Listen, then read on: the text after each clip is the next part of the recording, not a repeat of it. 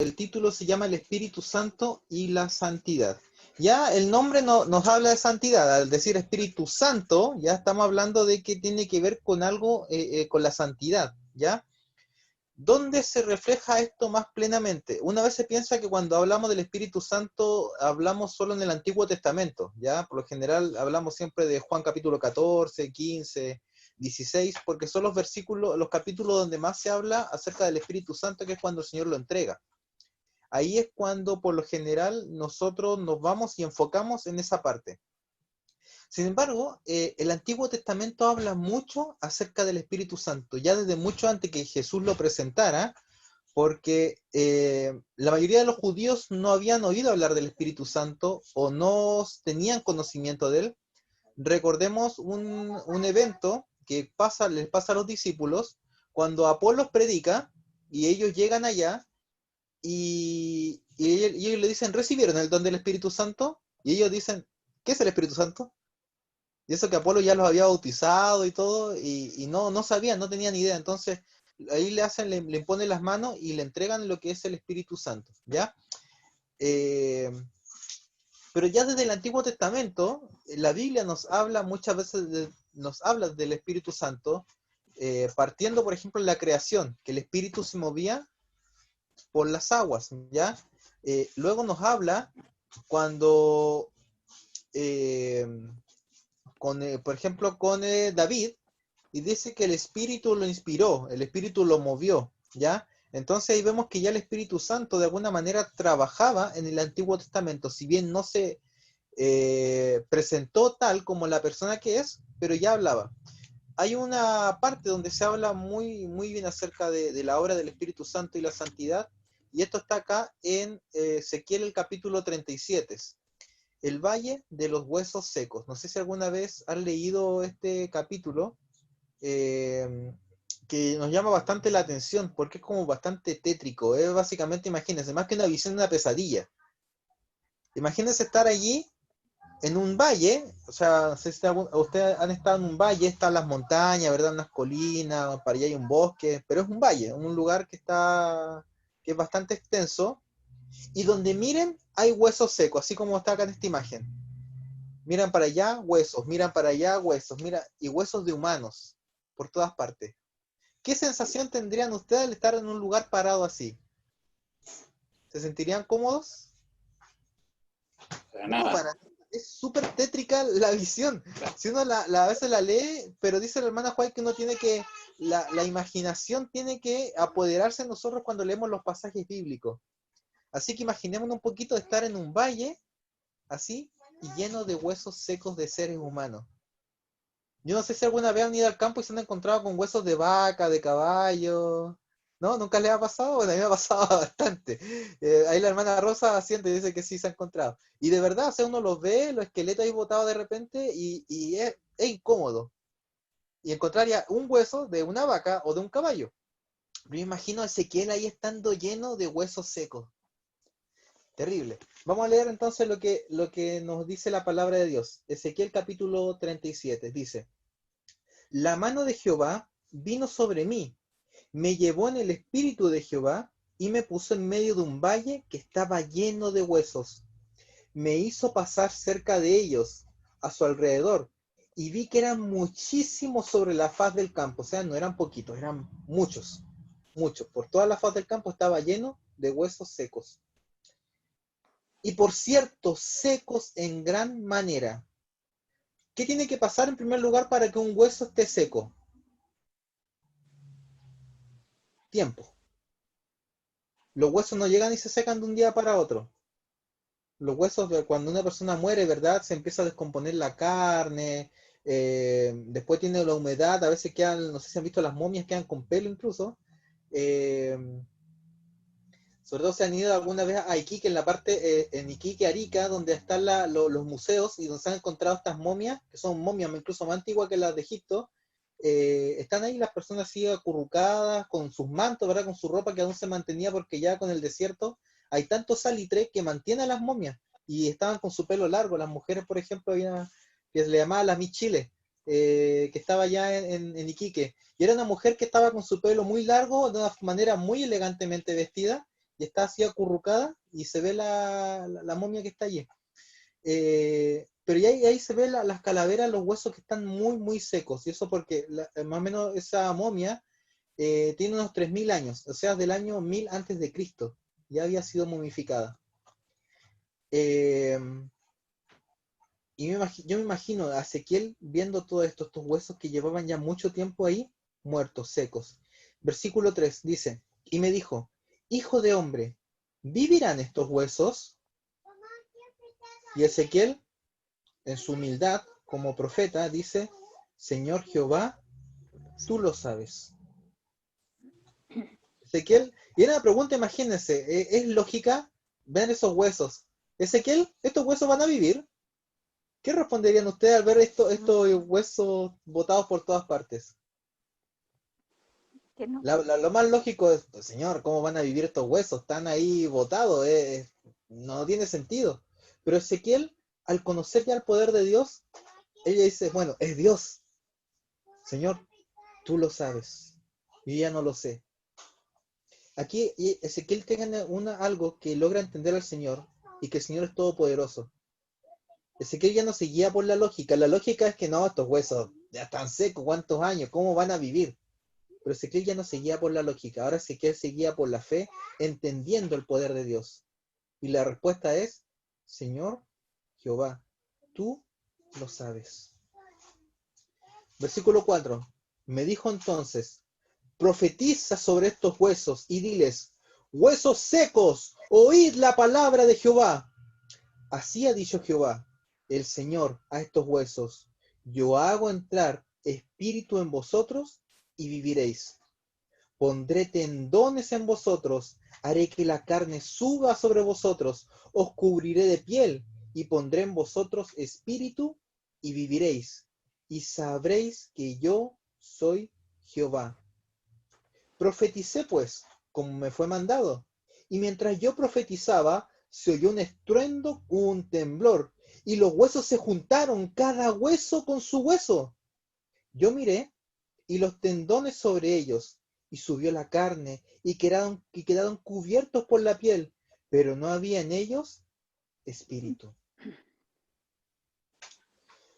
Vamos a parar un poquito acá.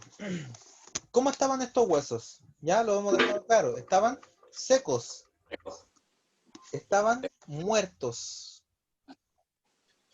Y como muertos, ¿qué podían hacer estos huesos? ¿Qué hace un muerto? Nada. Nada. La misma Biblia nos dice que los muertos no tienen obra. ¿A dónde van? No hay obra. Se acabó. Se terminó. Por eso dice, todo lo que esté a tu mano para hacerlo hoy, hazlo con toda tu fuerza. Porque la muerte ya no hay obra. Los muertos no tienen obras. Y acá el Señor, ¿qué es lo que hace? Profetiza. Él lanza su palabra, ¿verdad? La palabra que está aquí. Y esos huesos ahora empiezan a tener tendones, músculos, piel. Se cubren. Ahora ya no son un montón de huesos. Ahora ellos se juntan y hay un montón de cuerpos botados. Pero ¿qué cosa podían hacer estos huesos?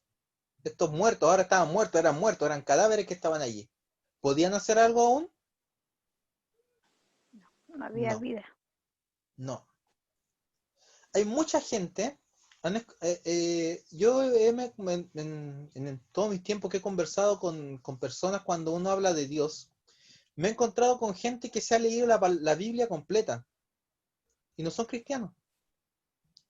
La conocen al derecho y al revés y no son cristianos. Una vez me conocí una persona, iba justo con un club de guías mayores y nos encontramos en un camping. Bajamos por una montaña, encontramos un camping y el joven que estaba allí nos recibió y nos dijo, pasen, no, nos vio con nuestro pañolín y él dijo, no, debe ser confiable, nos hizo pasar, nos hizo sentarnos en la sillita y empezamos a hablar de dónde veníamos, de la iglesia, y todo eso.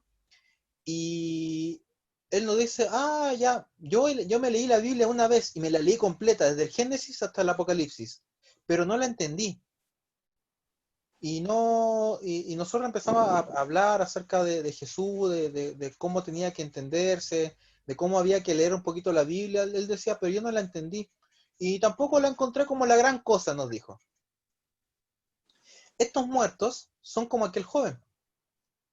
Tomaron la palabra de Dios, la leyeron, pero ahí está, como un cuerpo botado. No son huesos secos, porque el hueso seco está ahí, sin nada. Ahora la palabra de Dios viene, los toma y los hace cuerpos. Pero aún estos cuerpos están allí botados.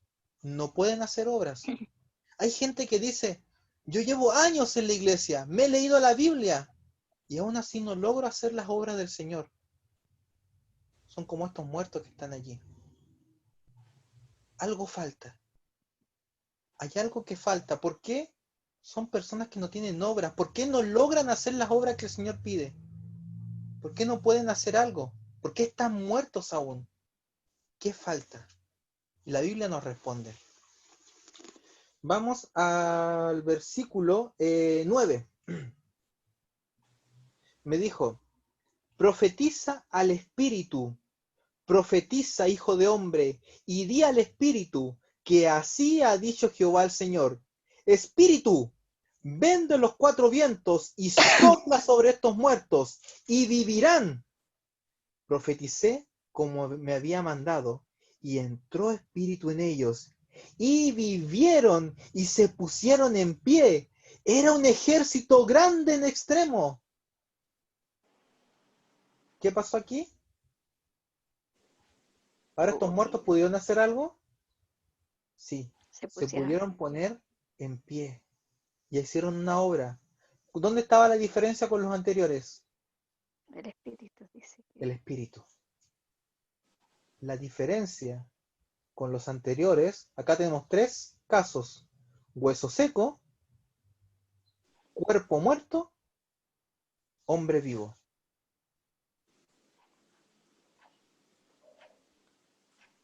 ¿Por qué razón cuando nosotros a veces tomamos la palabra y hacemos pescamos versículo tras versículo, citas y todo, y decimos, acá con esto voy a convencer a mis hermanos, acá tienen que dejar de comer carne y lo voy a convencer, junté todos estos versículos, todo está, y ahora vemos, y empezamos a predicar, y el predicador viene y toma la cita, toma los versículos, predica, y los hermanos no cambian.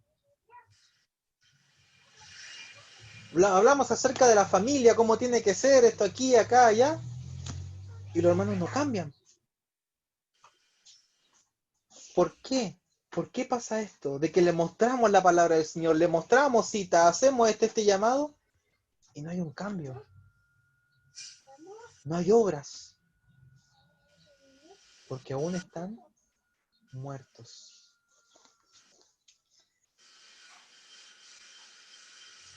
Sigamos leyendo, versículo 11, dice, luego me dijo, ¿quién eran estos muertos? Hijo de hombre, todos estos huesos son la casa de Israel. Ellos dicen, nuestros huesos se secaron y pereció nuestra esperanza. ¿Qué pasa con estas personas? ¿Por qué se secaron sus huesos?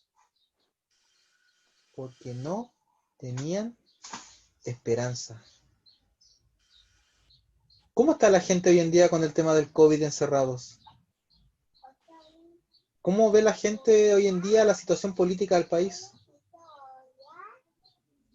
La gente, ¿sabe? No tiene esperanza. Han salido cuántas cantidades de vacunas y todas fallidas. Yo hace tiempo ya dejé de ver noticias porque de verdad me estaban deprimiendo. Ya no las veo. Hace meses que dejé de ver noticias. Porque de verdad me estaban deprimiendo. Que los muertos, que esto, que el hospital colapsado, que allí, que... De verdad, era una cosa terrible. Las noticias ya de Italia, de España. Era un colapso que me estaba haciendo mal. Yo dejé de ver noticias porque realmente me estaba haciendo mal. ¿Qué me estaba haciendo? Me estaba desesperanzando. Y la desesperanza hace que los huesos se sequen. Dice el sabio Salomón, el corazón alegre constituye buen remedio. Mal espíritu triste que hace, seca los huesos. Así estaban el pueblo de Israel en ese momento. Estamos totalmente destruidos. Por tanto, profetiza y diles que así ha dicho Jehová el Señor. Yo abro vuestros sepulcros, pueblo mío. Os haré subir de vuestras sepulturas y os traeré a la tierra de Israel. Y sabréis que yo soy Jehová, cuando abra vuestros sepulcros y os saque de vuestras sepulturas, pueblo mío. Pondré mi espíritu en vosotros y viviréis, y os estableceré en vuestra tierra. Y sabréis que yo Jehová lo dije, lo hice, dice Jehová. Jehová. Esta es la palabra del Señor. Vamos un poquito más adelante en la Biblia, en 2 Corintios 13:14. Acá entonces vamos a ver que un poquito las obras ya tienen que ver con el Espíritu Santo. Pero ahora, ¿cómo se hace esto? ¿Cómo hago que ahora el Espíritu ahora habite en mí? ¿Cómo hago que el Espíritu me vivifique y yo pueda hacer las obras? Vamos a leer la Biblia. Perdón, se me fue para atrás. Dice: la gracia del Señor Jesucristo, esto está en 2 Corintios 13:14, la gracia del Señor Jesucristo y el amor de Dios, ¿y qué cosa? La comunión del Espíritu Santo sean con vosotros. Amén. ¿Qué es lo que estaba pidiendo Pablo? Que la gracia del Señor Jesucristo, esa es una. El amor de Dios, ese es otro. Y la comunión del Espíritu sean con todos vosotros. ¿Qué es necesario que tenemos que tener entonces para empezar a hacer estas obras de santidad? En primer lugar, la gracia de nuestro Señor Jesucristo, porque esa gracia nos perdona, en primer lugar, ¿verdad? Pedirle perdón, su gracia nos perdona, pero luego también esa gracia nos transforma. En segundo lugar, el amor de Dios, el amor del Padre, porque nadie va a hacer un sacrificio por alguien a menos que ame a esa persona. ¿O no es así? ¿Cuántos padres vienen y sacrifican por sus hijos muchas cosas? ¿Y por qué razón hacen este sacrificio? Por Porque amor. los aman. Nadie va a hacer un cambio por otra persona a menos que la ame. Eso es súper importante, hermanos. Si ustedes dicen que esta persona tiene que hacer un cambio en su vida, si esa persona no ama a Dios, nunca va a hacer un cambio. Porque el cambio, el querer hacer algo por Dios, solamente es a través del amor. ¿Y cómo se logra ese amor hacia Dios? Por la comunión del Espíritu. La comunión, el conocimiento, el yo estar ahí con Dios, el conversar con Él, que Él me converse, el yo conocerlo, que Él me conozca, eso logra una relación, una comunión. Y eso me hace amar a Dios. Y ese amor, como dice la palabra, el amor de Cristo me constriye, me empuja, me motiva. Eso es lo que hace. Recibiréis poder, página 49, dice así, esta es una matutina de la hermana White. En el plan de restaurar la imagen divina en el hombre, se estableció que el Espíritu Santo, como agente modelador, actuará en las mentes humanas, como si fuera Cristo mismo. ¿Quién es el que restablece la imagen de Dios en el hombre? El Espíritu Santo. Al aceptar la verdad, ¿y dónde está la verdad? Acá, en la palabra, aquí está la verdad. Y como habíamos leído en el versículo anterior, el hombre recibe ¿qué cosa? La gracia de Jesús, la gracia de nuestro Señor Jesucristo, la que lo induce a consagrar sus habilidades santificadas a la obra con la cual el Salvador se comprometió. De este modo, se convierte en un colaborador de Dios y en un agente cuyo entendimiento brilla con la verdad. Quisiera preguntarle a la iglesia, ¿ustedes ya cumplieron con el plan de Dios de esparcir las preciosas joyas del Evangelio para dar a conocer la luz divina? Esta respuesta tenemos que darla a cada uno de nosotros ante Dios.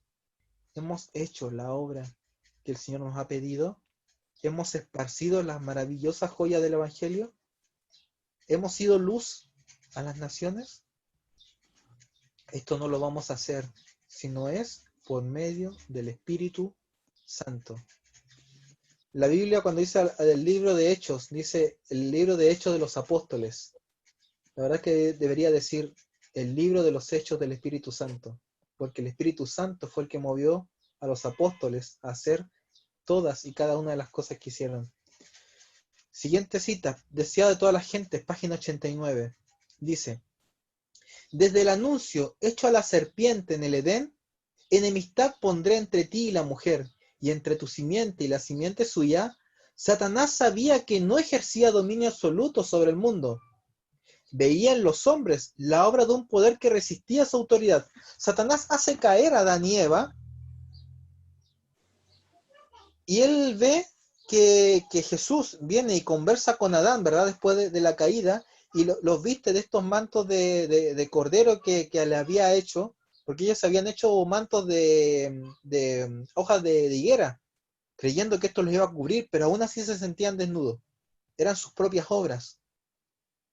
Pero el Señor necesitaba que hicieran las obras de Él. Y los cubre ahora con este manto, que representa el manto de justicia. Y luego ahora ve que, dice, veían los hombres la obra de un poder que resistía su autoridad. Con intenso interés, Satanás empezó a mirar. Consideró los sacrificios ofrecidos por Adán y sus hijos. Él decía, Jesús los mandó a sacrificar estos animales. No entiendo el por qué. Pero él decía, algo tiene que ver los sacrificios con el poder que se resiste a mi autoridad. Ellos se están resistiendo a mi autoridad. Algo tiene que ver con estos sacrificios. ¿Qué será? Decía Satanás. Y lo empieza a mirar. Y acá dice la hermana Juárez lo que pasaba. En esta ceremonia discernía que en Satanás el símbolo de la comunión entre la tierra y el cielo. ¿Qué es lo que encontró Satanás? El hombre a través del sacrificio está teniendo comunión con el cielo. Y esta comunión está siendo un poder que se está resistiendo a mi autoridad, decía Satanás. Entonces voy a hacer algo. Se dedicó a interceptar esta comunión. Hasta el día de hoy, hermanos, Satanás lo que se dedica es a interceptar la comunión entre el cielo y la tierra. ¿Y para eso qué es lo que usa? El celular. ¿Para eso qué usa? La televisión. ¿Para eso qué usa? La moda. ¿Para esto qué usa? La relación ilícita. ¿Para esto qué usa? El trabajo, el deseo de ganar mucho dinero. Trabajo no es malo, pero el exceso de trabajo sí. ¿Para esto qué usa? Parejas no convertidas. ¿Para esto qué usa? Cada uno examine su vida. ¿Qué está deteniendo la comunión entre el cielo y la tierra? ¿Qué está deteniendo el orar más al Señor? ¿Qué está deteniendo el estudiar su palabra? ¿Qué está deteniendo que yo vaya y le prediques a otro acerca de Jesús y de su evangelio, de estas buenas nuevas? Los ídolos que pone Satanás, que me quita el tiempo, que me quita el espacio que le pertenecen al Señor, son ídolos que tengo que ir quitando de mi vida. Y Satanás, desde que se dio cuenta que la comunión con Dios era la clave para resistir su poder, él se dedicó a interceptarla. Sigamos leyendo. Esta es la última cita que voy a leer. Está en el Deseo de toda la gente, página 625, y dice así. Por medio de las Escrituras, el Espíritu Santo habla a la mente y graba la verdad en el corazón. Así expresa el error y lo expulsa del alma. ¿Cómo hace? A través de la Escritura. Cuando yo oro al Señor en la mañana y le pido al Señor que me unja, que me bautice con su Espíritu Santo, porque nosotros somos bautizados en agua una vez, pero el bautismo del Espíritu Santo, hermanos, tiene que ser cada mañana. Todas las mañanas yo debo pedir la unción del Santo Espíritu. Y el Señor, como es su voluntad, va a darlo. Y dice, y por medio de las Escrituras el Espíritu Santo habla a la mente y graba la verdad en el corazón. A la mente y al corazón. Así expone el error y lo expulsa del alma, lo saca. Aquí ya no hay error. Es peligrosísimo, hermanos, leer la palabra de Dios sin haber orado antes. Porque Satanás está al lado de nosotros. Dice, por el Espíritu de verdad, obrando por la palabra de Dios, es como Cristo subyuga a sí mismo a sus escogidos. ¿Cómo nos hacemos obedientes a la ley? Por el Espíritu de verdad, obrando por la palabra de Dios, a través del Espíritu Santo. Cristo subyuga a sus escogidos. Dice, al describir a sus discípulos la obra y el cargo del Espíritu Santo, Jesús trató de inspirarle el gozo y la esperanza que alentaba su propio corazón. Jesús estaba gozoso hablándole acerca del Espíritu Santo. Se regocijaba por la ayuda abundante que había provisto para su iglesia. El Espíritu Santo era el más elevado de todos los dones que podía solicitar de su Padre para la exaltación de su pueblo. No era el don de lengua, no era el don de profetizar, no era el dinero, no era nada más. El mayor don de todos los dones era el Espíritu Santo. Y Jesús estaba gozoso hablando esta parte. Cuando ustedes lean el capítulo 14, el 15, el 16 del libro de Juan, Jesús estaba gozoso, con una alegría plena, hablando, entusiasmado totalmente, hablando del Espíritu Santo. No lo lean así tan plano, tan recto. Vean a Jesús hablando, feliz, con ese entusiasmo, decir, viene el Espíritu Santo y Él le va a dar poder, Él le va a dar, los va a llenar, los va a convencer de pecado, Jesús estaba muy entusiasmado hablando acerca del Espíritu Santo. Dice así, Él iba a ser dado como el agente regenerador, y sin esto el sacrificio de Cristo había sido inútil. ¡Wow! Imagínense, el sacrificio de Cristo habría sido inútil si el Espíritu Santo no hubiese venido. El poder del mal se había estado fortaleciendo durante siglos, y la sumisión de los hombres a este cautiverio satánico era asombrosa. El pecado podía ser resistido y vencido únicamente por la poderosa intervención de la tercera persona de la divinidad, que iba a venir no con energía modificada, sino en la plenitud del poder divino.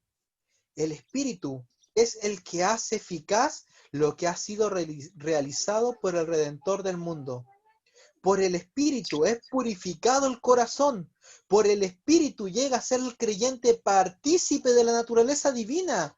Imagínense, hermanos, tenemos naturaleza pecaminosa, pero ahora por el Espíritu podemos ser participantes de la naturaleza divina. Por el Espíritu llega a ser el creyente partícipe de la naturaleza divina. Cristo ha dado su Espíritu como poder divino para vencer algunas tendencias hacia el mal. ¿Eso dice la cita? Cuidado. Todas las tendencias hacia el mal, hereditarias y cultivadas, y para grabar su propio carácter en su iglesia. La única forma, hermanos, de poder tener una vida de santidad es que yo cuide mi comunión con el Padre a través de la oración, a través de la palabra y a través de la testificación. Si yo hago estas tres cosas que estaban en ese cuarto del santuario, el pan con la mesa, que representa la palabra de Dios, el altar del incienso, donde oraban, que obviamente representa la oración, y esta lámpara, que es la lumbrera, que era para iluminar al mundo a través de la testificación, yo con eso logro la santificación, una santificación eficaz, porque en el atrio, en la parte de atrás, yo ahí acepté el sacrificio que estaba siendo hecho, yo ahí dejé mis pecados, yo avancé y fui lavado en el agua a través del bautismo. Ahora yo entro a este cuarto, al lugar santo, para yo también ser santo, para más adelante ser glorificado en el lugar santísimo, al estar ahora presente entre la presencia del Señor. Pero ahora nos corresponde ver todo este cuarto abierto, porque en este momento, hermanos, el velo que separaba el lugar santo del lugar santísimo ha sido descorrido. Y todo esto ahora se convierte en un solo lugar, donde también ahora tenemos el arca. Y ahora el arca que está allí, con los mandamientos, están para ser entregada a nosotros. El carácter de nuestro Señor, que dice acá al final, está reflejado en los mandamientos. Su carácter son los mandamientos de Dios. Porque en eso está basado todo el gobierno de Dios allí, que donde estaba el trono. La base son los mandamientos. ¿Y cómo voy a cumplir los mandamientos de Dios? No los puedo hacer por mi fuerza. Porque por mi propia fuerza soy como esos cuerpos que estaban allí tirados, con carne, con piel, con pelo, con todo lo que tiene el cuerpo humano, pero no puedo hacer nada. La única manera en que yo ahora logre hacer las obras que el Señor me pide, esa santificación, es a través de la comunión del Espíritu. Yo puedo ahora conocer todo lo que el Espíritu de profecía dice sobre la obra pro salud, pero si no tengo comunión con el Padre, no la voy a poder lograr.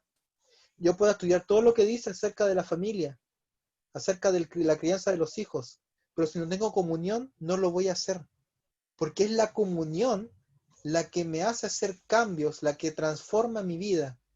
Es el Espíritu Santo el que me guía, el que me dice, aquí está tu pecado, y el que me santifica. Tenemos que buscar al Espíritu Santo todas las mañanas, pedirle al Señor que nos unja con su Espíritu, que nos bautice en el Espíritu, y que Él sea quien nos guíe, así como guiaba a nuestro Señor Jesucristo, donde Él iba, allí estaba el Espíritu Santo guiándolo, advirtiéndolo, aconsejándolo, y luego también pasó con los discípulos. Aprendieron a ser guiados por el Espíritu Santo, y así hicieron esas grandes obras. Y como dijo Pablo, todo el mundo conocido llegó a conocer el Evangelio. Nosotros tenemos que hacer la misma obra, y no la vamos a hacer, hermanos, sino es por el poder del Espíritu Santo. Porque finalmente nosotros tenemos que recibir ahora la lluvia temprana para más adelante recibir la lluvia tardía. Y esa lluvia tardía nos va a llevar a predicar el fuerte pregón, y por fin, hermanos, vamos a terminar la obra, y así nuestro Señor Jesucristo va a venir en gloria y majestad en las nubes de los cielos. Que el Señor les bendiga, mis hermanos. Amén. Amén.